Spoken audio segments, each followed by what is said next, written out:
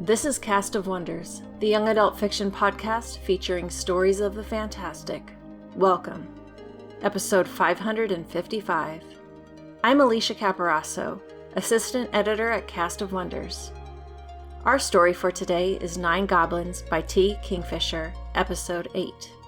T. Kingfisher, more usually known as Ursula Vernon, is the author of many children's books, the Hugo Award-winning comic Digger, and the Nebula Award-winning story Jackalope Wives. She writes books for adults and young adults under the name T. Kingfisher, including The Seventh Bride, The Raven and the Reindeer, and the latest, A House with Good Bones. In 2021, she won the Lodestar Award for Best Young Adult Book for the novel A Wizard's Guide to Defensive Baking.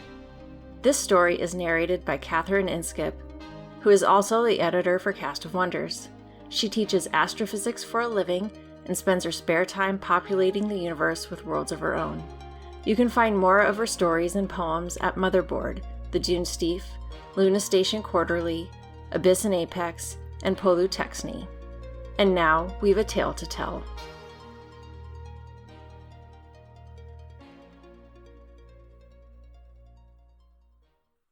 Nine Goblins by T. Kingfisher, narrated by Catherine Inskip. Episode 8. The village square felt agonisingly exposed. The goblins clung to the shadow of the buildings as long as they could, and then there was a water trough for horses part way there, but after that there was nothing to hide behind except bodies. It was not the first time in Nasilka's life she'd hidden behind bodies, but if the great gibbering gods were kind, it'd be the last. She thought the smell might follow her for several lifetimes. She and Murray crouched behind a cow. It was bloated, and its tongue was sticking out. Its udder had puffed up like a balloon. She had never given much thought to what happened to a cow's udder when it rotted. She wished she wasn't giving it any thought now. Murray jerked his chin at the door. It was still slightly ajar, and there was no cover between them and it unless you counted the dead steer blocking the other door. They could hide behind the open door, but there were bodies there, and they'd have to actually climb on them, and no. The dead steer it would have to be. She flicked her fingers. Going. Cover me. That last dash across the open square made her nerves jangle like badly tuned bells. Goblin feet were large and flat and actually fairly good for stealth if you moved carefully and didn't let them go slap, slap, slap. But there were patches of mud. Let's go with mud. Red mud. Yes. She had to be careful not to squelch. And how was Murray going to cover her anyway? Throw a dead body at anyone who attacked her? She fetched up behind the dead steer and waited with her heart in her throat. Nothing happened. Flies buzzed around her in a cloud, but no strange voice called out. Nobody came to see what was going on, or to scream because there was a goblin warrior in town. Oh, this would be a bad time for the rangers to show up. 30-odd dead bodies and 3 live goblins. No, that didn't bear thinking about. Murray crossed the square and dropped down beside her. They exchanged glances, then looked at the gap in the door. It was about 6 inches wide and yawned like a chasm before them. She flicked a finger at Murray, wait, and sidled to the edge of the door. It was dark inside. The bright sunlight made hot bars of light across the shadows, illuminating the edge of a pew. She crouched low, squinting. It was hard to see anything. Well, no help for it. She took out an earplug. There was a faint sizzling sound in the darkness. It was a familiar enough sound, but so far out of normal context that she couldn't place it. The smell of the dead was overwhelming, but under it, Nasilka could smell pancakes? She could make out a shape at the far end of the gloom, backlit by the remains of a fire, and in front of the embers, humming, was the human sub-adult, and it was frying pancakes. Goblins were occasionally bad. Goblins were scourges of the night, And war was war, and after a battle you generally ate like a starving wolf, although you couldn't always keep it down afterwards. But even goblins didn't stand in buildings surrounded by the piled dead and make pancakes. She felt a brief, blinding rage. Humans might be the enemy, but these were civilians, goddammit! And then the rage died away and was replaced with a deep, unsettled disquiet. Because anybody who would do that was crazy. Bad, bug shit crazy, deep down crazy. People like that had a crazed animal in their head, and you could see it gnawing at the back of their eyes when they talked. And they were very, very dangerous, because there was absolutely no telling what they would do next. She didn't look back at Murray. Her eyes would have to adjust again if she did, and she couldn't sign what she was seeing. Goblin hand sign did not include things like crazy psychopath making pancakes. She gritted her teeth and slipped inside. The door did not quite creak when she pushed it open, but it let in more light, and if the human looked up, it was bound to see the difference. Nasilka dropped low behind the first pew, breathing silently through her mouth, listening. There was no change in the humming. It was a tuneless little repetition, in no particular order. Why don't I have a crossbow? I could shoot it from here and save us all the trouble.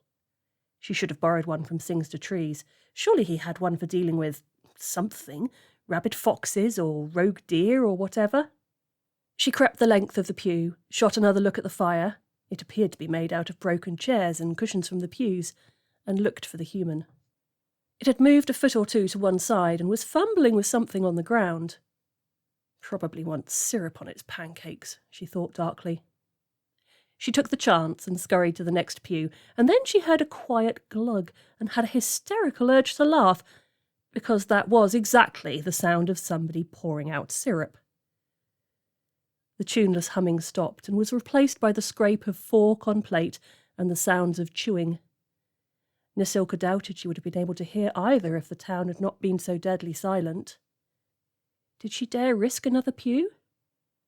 She had just decided to go down the length of the pew to the far end and use that concealment to move forward when she heard the door creak.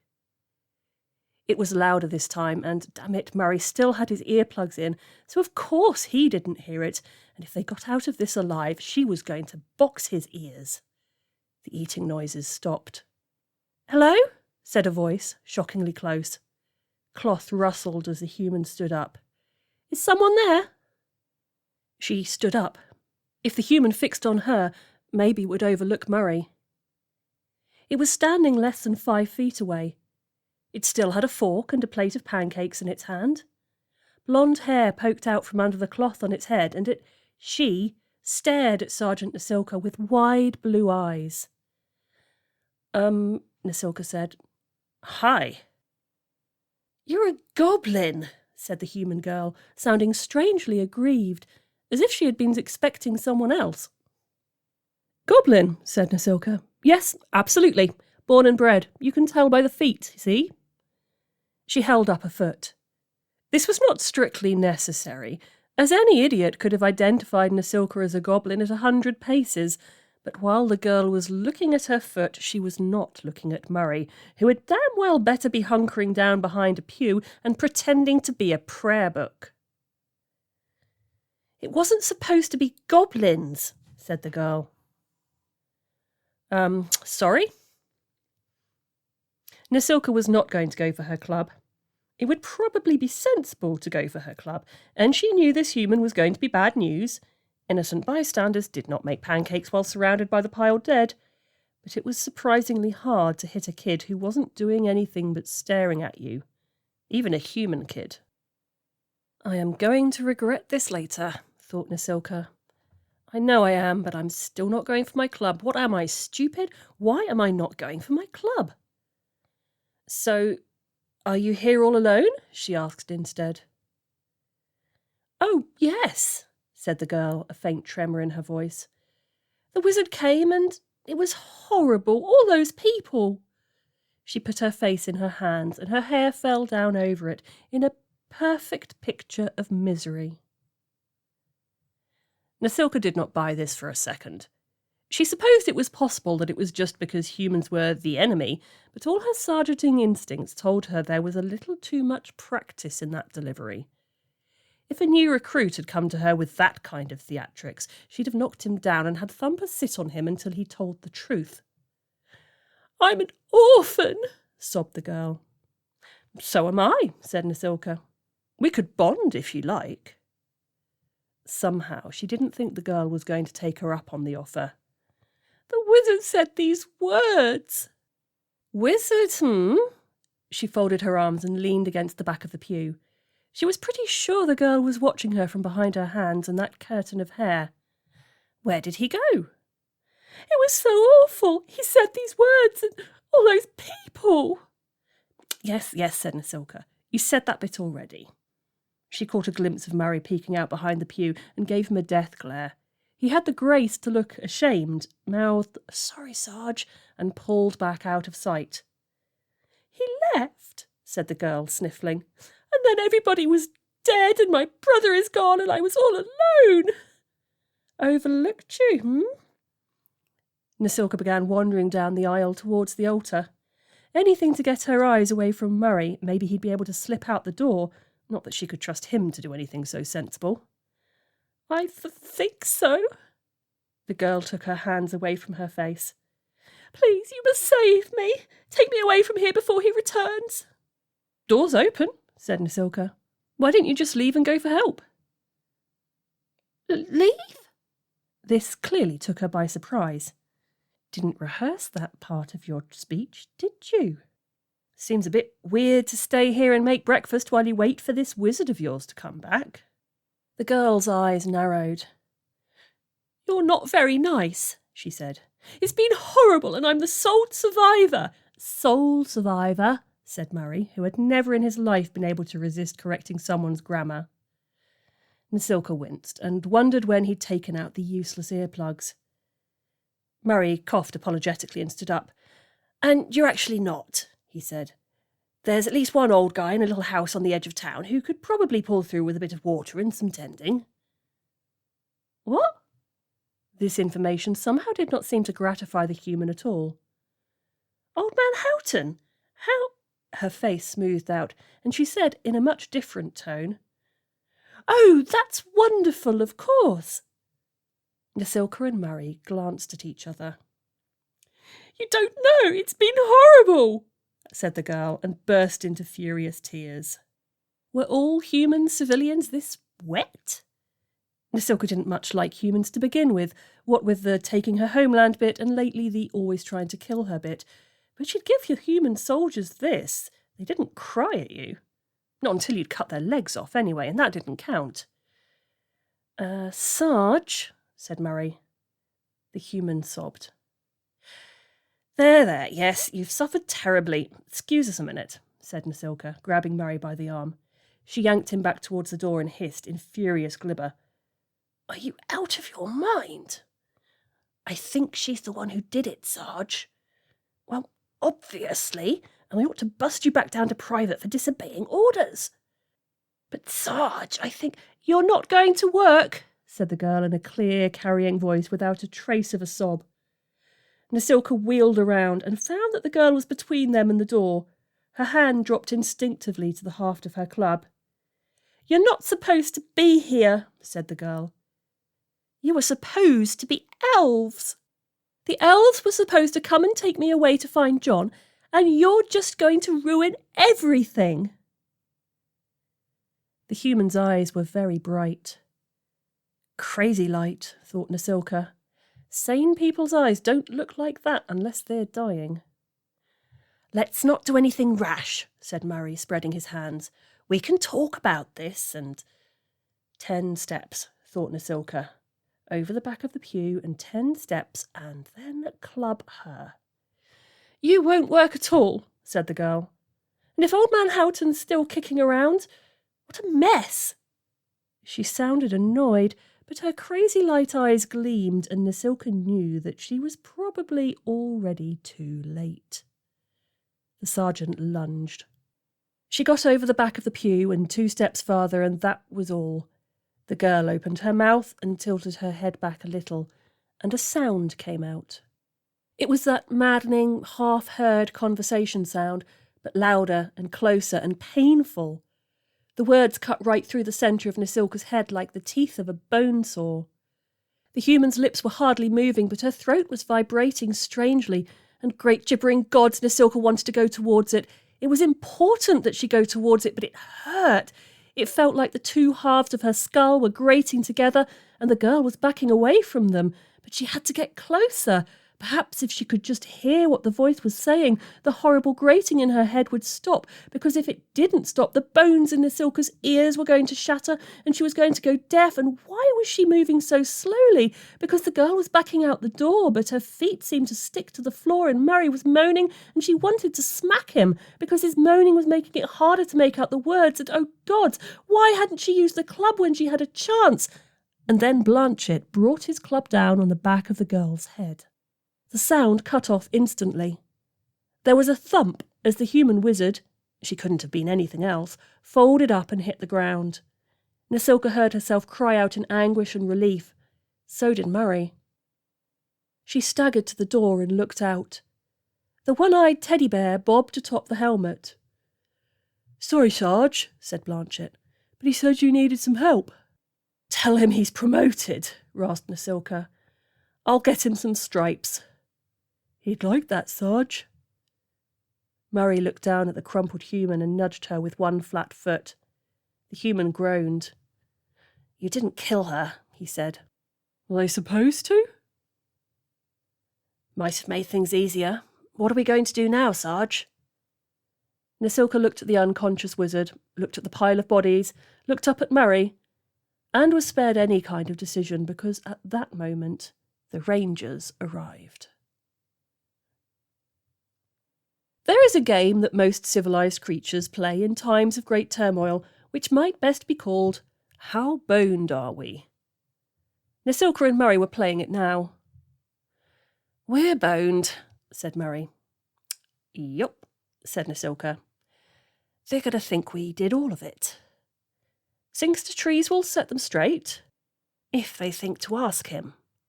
"True. And there's no chance they'll believe the kid did it." "Doesn't look like it, no." "So we're boned." "Yup." Blanchett was sitting this one out, since the elves had taken their weapons and his fanged orc helmet seemed to qualify. Without the bear, Blanchett was as silent as the grave. Nasilka had made an effort. When she'd been kneeling in the mud with a sword held near her neck, and an elf had been trussing her up with grim efficiency, she'd said, "That bear is one of my men. I demand that you treat him with the courtesy due to a prisoner of war." Which had gone over about as well as you'd expect, but at least she'd seen bear, helmet and weapons vanish into a sack together. So that was something. Leave no soldier behind and all. They hadn't been killed on the spot, and that was also something. She was pretty sure that goblins were considered generally too incompetent to pull off something like this. Pretty sure. Fairly sure, anyway.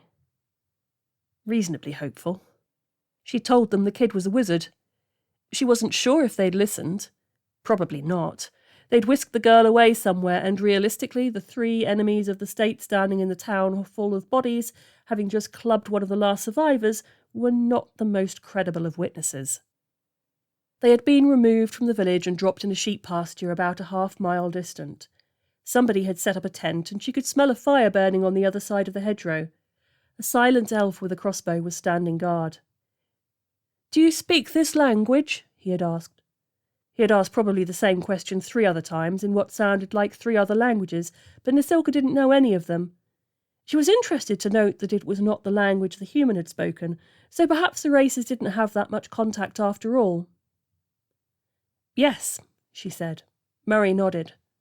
Blanchett stared into the distance. "Good. I am very angry.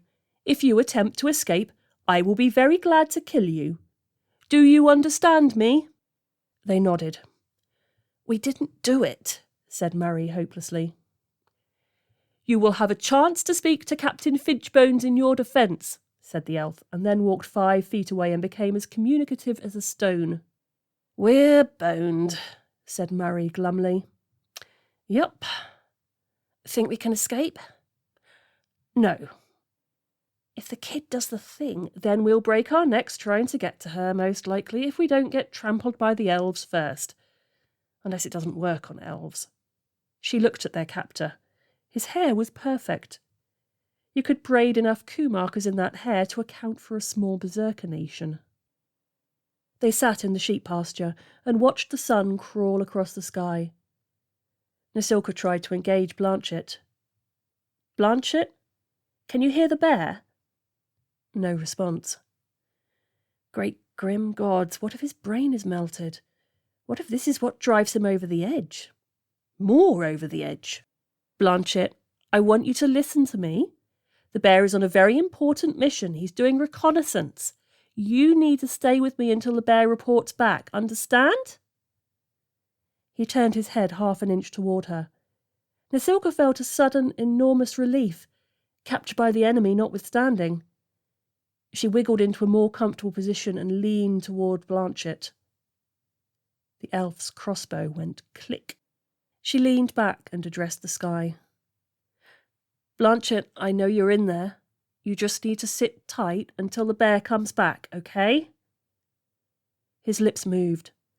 It might have been, yes, Sarge. It might have been almost anything. The tent flap was pulled back and 2 more elves emerged. Nasilka sized them up as they approached. Was one Captain Finchbones? The one in armour? Guessed Murray. No, said Nasilka, who knew a bit more about command. The one who looks tired. And indeed, of the 2 elves approaching, one looked exhausted. His shoulders were stooped, and his long white hair made him look old instead of ethereal. He had weary eyes. Nasilka clenched her fingers together. If you are going to be captured, and if you are a goblin soldier, this is always at least a possibility. It is rarely a good idea to be captured by tired people. Tired people make mistakes. Those mistakes are rarely in your favour. For every guard who dozes off or who fails to lock the prison door, you get a dozen guards who forget that they've taken the safety off the crossbow, who mistake a plea for water for an assault, or who fail to loosen the ropes before somebody's hand turns black and falls off. Tired commanders are even worse. Tired commanders have a tendency to want problems to just go away. Nasilka knew that she, Murray, Blanchett, and a town full of corpses added up to a very big problem.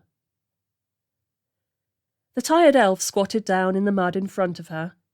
He was wearing very good boots, and said, I am Captain Finchbones. Point to you, Sarge, muttered Murray. Do you understand this language? Yes, said Nasilka. She lipped dry lips and racked her brain, trying to remember vocabulary. Most. Need you explain some words? Finchbones nodded. I wish to make sure there are no misunderstandings. Explain to me why you were in the village. Nasilka hardly knew where to begin. We were in woods. We heard very strange noise. Should she mention things to trees? If they went to his farm, they'd find the rest of the regiment. Damn. A magic noise. We had to walk to it. Why were you in the woods? Asked Finchbones. A wizard, what was the word for transported? Moved us. Finchbones' eyebrows went up at that. A goblin wizard? No! That was all they needed to have the elves thinking that they had wizards that could dump whole regiments behind enemy lines. No, human. Why did a human wizard send you into my people's lands? Murray muttered, Careful, Sarge, in Glibber. The elf behind him made a warning noise. Nasilka sighed. There was really no answer that was going to paint them in a positive light. It was best to be honest. At least if they were prisoners of war, there were supposed to be rules about how they were treated. In battle, ran at wizard. Her hands were tied, but she made a vague pantomime of attack with her head and one shoulder. Finchbones nodded. Wizard moved, we moved too. Then we were in woods. Murray cleared his throat. Apparently he spoke this human dialect better than he spoke Elvish. We think he was trying to run from the battle, but he brought all of us with him. Nasilka winced a little bit at all of us, but presumably that could apply to 3 people as easily as 9. Finchbone shifted so that he was addressing both Murray and Nasilka. Where is this wizard now? Nasilka shook her head. Asleep? That wasn't the right word, but it was as close as she was going to get. Left wizard asleep in woods. Dead? No. Unconscious, said Murray. Finchbones nodded. Nasilka tried to explain that they'd given the wizard some water and put a blanket over him, but she wasn't sure how much of that came through or whether Finchbones believed her. She hated not being able to speak clearly. It made her sound stupid, and people thought goblins were stupid enough already. Who is in command? I am, said Nasilka. I am... She looked helplessly at Murray. Sergeant, said Murray. Sergeant Nasilka, I am in command. She licked her lips again. I ask fairness, treatment of soldiers. Prisoners of war, said Finchbones. Nasilka nodded. So did Murray. Finchbones steepled his fingers. And yet the people you have killed were not soldiers. Did not kill people, Murray said. The village was like that already dead. Days, said Nasilka, many days dead, and we only 3 goblins. She jerked her chin at Blanchett and Murray. You were found standing over a girl with a club, said Finchbones grimly, making pancakes. Part of Nasilka was enormously gratified that the elf could see how insane it was to make pancakes while surrounded by dead bodies. This was largely mitigated by the fact that he thought they were her pancakes. Not us, girl. She is a wizard, said Murray. She made the noise. Nasilka stared up into Finchbones' eyes, willing him to believe her, because if he didn't, well, it was going to be unpleasant for the goblins in the short term, and for everybody in the long term. Finchbones made a non-committal noise and stood up. I am not sure that I believe you. Nasilka sighed. Wouldn't believe either, she said. Hear magic noise, then believe. By then it'll be too late, said Murray. Finchbones lifted his other eyebrow. You will be brought water, he said. Do not try to escape. Nasilka snorted. Where we go? There's that, said Finchbones and walked away. Singster Trees had found the wizard for all the good it was doing him. He hadn't been hard to find. The civilian had dumped Sings directly in front of the young human's campfire. It wasn't a large campfire, but it was perfectly serviceable, and the wizard was feeding it twigs and making no attempt to hide the smoke or his presence in the forest. Sings could tell it was the wizard because he was still wearing Nasilka's cloak. Badly cured goat hide clashed oddly with the human's military uniform. Also, the wizard's response to having a skeletal deer leap in front of him and a bruised and whimpering elf fall off its back was to say, "Oh." That was it. He didn't even make eye contact with Singster Trees.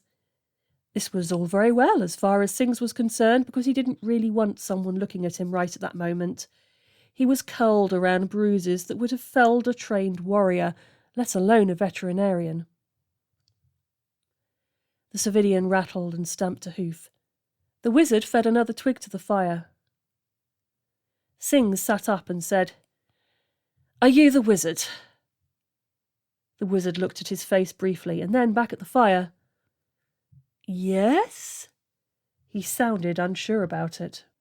"Did you come through a—" Sings had to stop and translate mentally from the goblin tongue. "A hole in the air?" "Yes?" "There were goblins with you?" The wizard nodded. "Lots of them," he said. "I ran away. They came with me through the hole." He gave Singster Trees a brief, determined look. "I make holes," Good for you, said Sings. Are you injured? No. The goblin said you were unconscious. The wizard nodded again.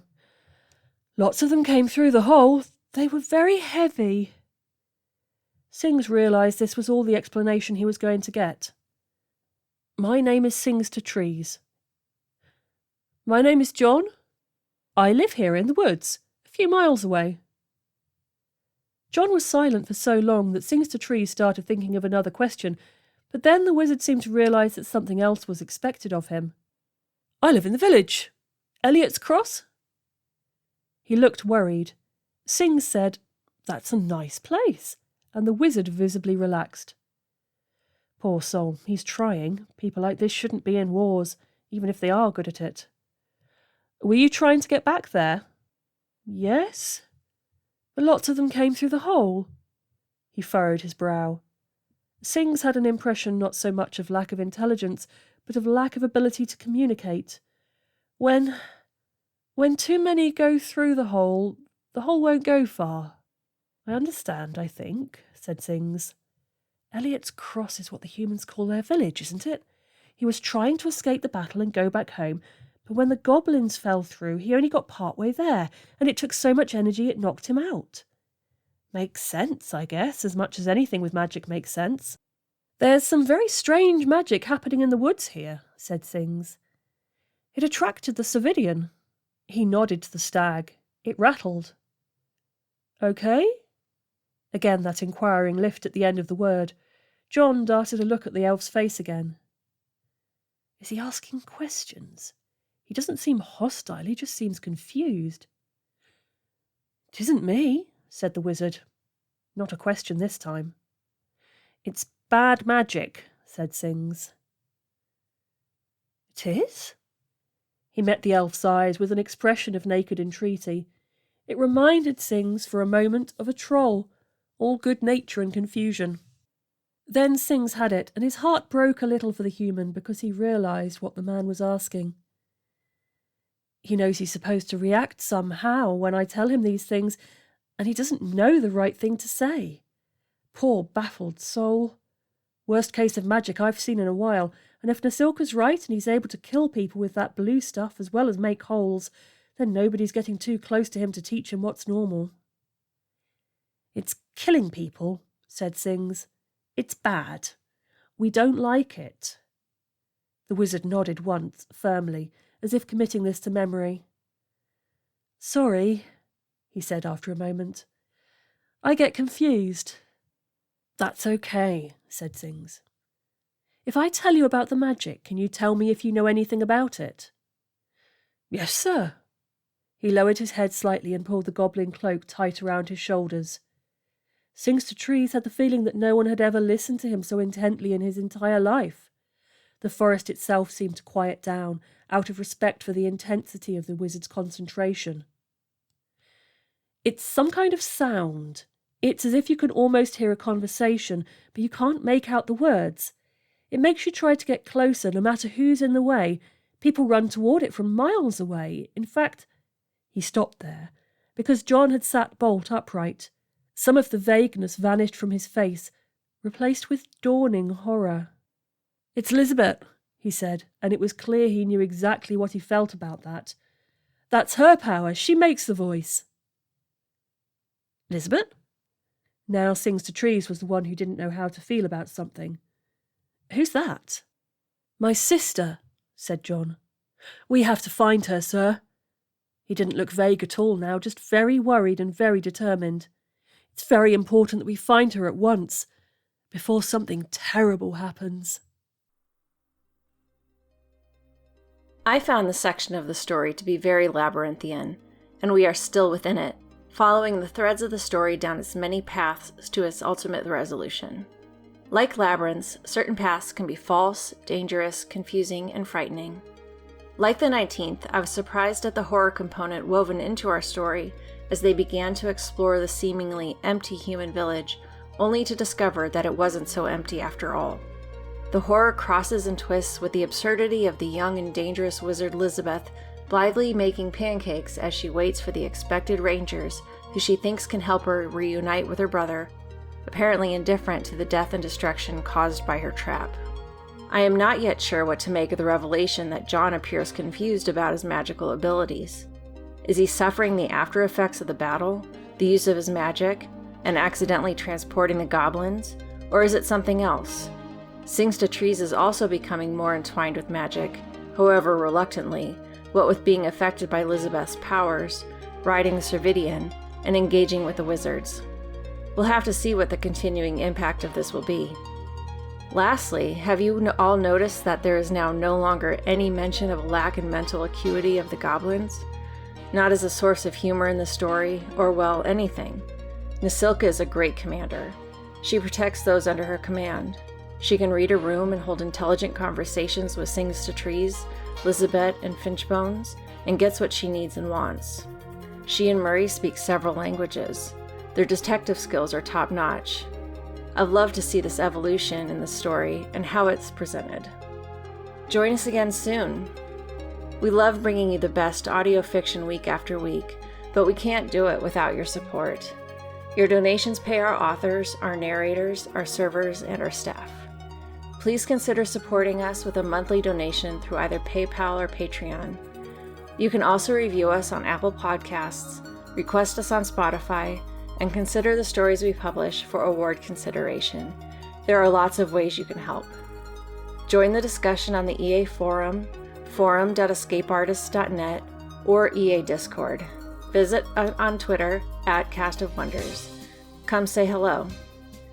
Cast of Wonders is brought to you by editor Catherine Inskip, assistant editor Alicia Caparasso, associate editors Tanya Adelit, Amy Brennan, Samto Aheswe, Cup Cobb, Amanda Kong, Ray O, Simon Pan, Samuel Poots, Emma Smales, Denise Sudell, and Rin Yi.